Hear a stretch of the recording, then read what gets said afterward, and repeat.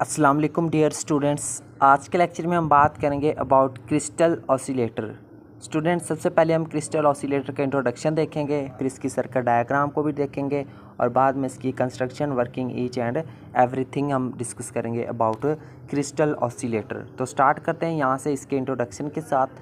N electronic circuit that is use to generate an electrical signal of precise frequency by utilizing the vibrating crystals mechanically resonance made of piezoelectric material। ठीक है, यहाँ पे क्या कह रहा है, N electronics, ये क्या होता है हमारे पास बेसिकली एक ऐसा इलेक्ट्रॉनिक सर्किट होता है जिसको जो है वो हम यूज़ करते हैं, किस मकसद के लिए यूज़ करते हैं, प्रिसाइज फ्रीक्वेंसी के इलेक्ट्रिकल सिग्नल्स को जनरेट करने के लिए। बिल्कुल जो हमारे पास जो प्रिसाइज, बिल्कुल एक्यूरेट, 100% ठीक फ्रीक्वेंसी होती है ना, उसके सिग्नल्स, उसके इलेक्ट्रिकल सिग्नल्स को जनरेट करने के लिए हम एक ऐसे एक इलेक्ट्रॉनिक सर्किट को यूज़ करते हैं। अब वो हम उसको इलेक्ट्रिकल सिग्नल्स को हम जनरेट कैसे करते हैं, by utilizing the vibrating crystals mechanically resonance. ठीक है, उस बाई यूटिलाइजिंग द वाइब्रेट, जो उसमें जो वाइब्रेटिंग क्रिस्टल्स लगी होती हैं, ठीक है, मैकेनिकल रेजोनेंस के थ्रू बनी हुई, ठीक है, तो उनको यूटिलाइज करते हुए there are different types of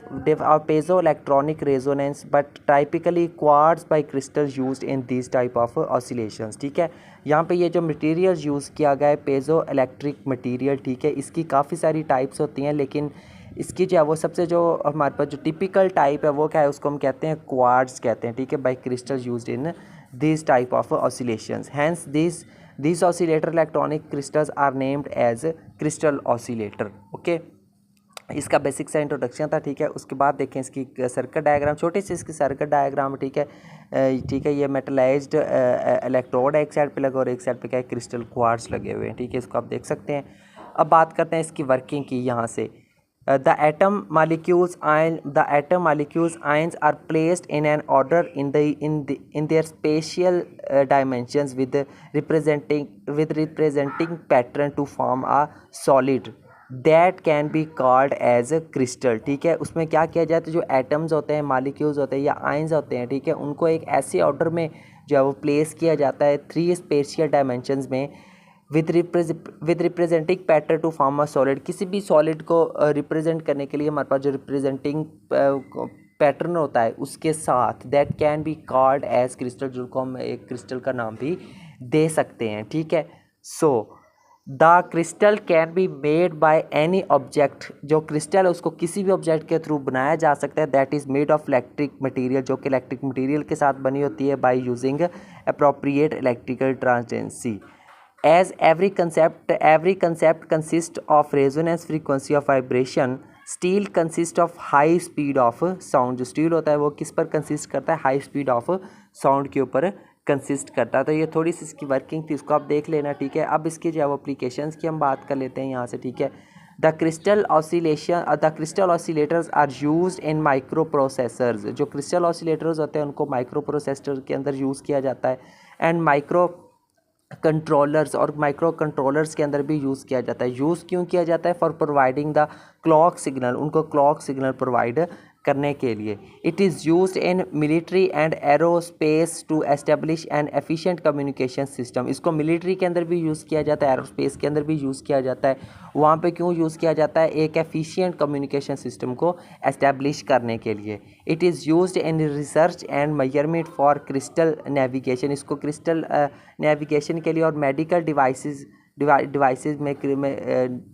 के लिए जो है वो कि मेजरमेंट्स और उनकी रिसर्च में भी इस्तेमाल किया जाता है। It is used for engine controlling and GPS system, इसको जीपीएस सिस्टम को कंट्रोल करने के लिए भी और इंजन कंट्रोलिंग के में भी इसको यूज़ किया जाता है। तो ये क्रिस्टल ऑसिलेटर की कुछ एप्लीकेशन ही, कुछ एडवांटेजेस देख लेते हैं।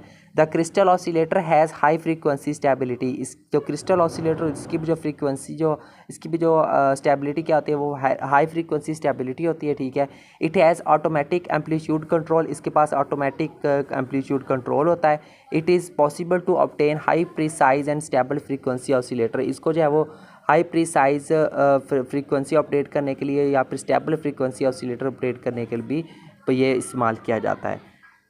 डिसएडवांटेजेस देख लेते हैं। The crystal oscillator is suitable for high frequency, इसको अब ये जो क्रिस्टल ऑसिलेटर ये हाई फ्रीक्वेंसी के लिए तो सूटेबल है, not valid for low frequency, but low frequency के लिए ये वैलिड नहीं है। जो दूसरा एडवांटेज है वो है the crystal of low free fundamental frequency are not easily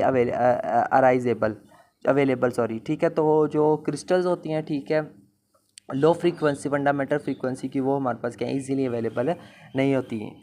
तो बस ये था स्टूडेंट्स इसके डिसएडवांटेजेस और एडवांटेजेस, और इसी के साथ हमारा आज का लेक्चर वाइंड अप होता है, जिसमें हमने जो है वो क्रिस्टल ऑसिलेटर की बात की, उसके डिसएडवांटेजेस, एडवांटेजेस, साथ में उसकी एप्लीकेशंस को डिस्कस किया, वर्किंग देखी, सर्किट डायग्राम और उसका बेसिक इंट्रोडक्शन भी हमने किया। तो मिलते हैं नेक्स्ट लेक्चर में किसी और टॉपिक के साथ, तब तक के लिए टेक केयर एंड अल्लाह हाफिज़।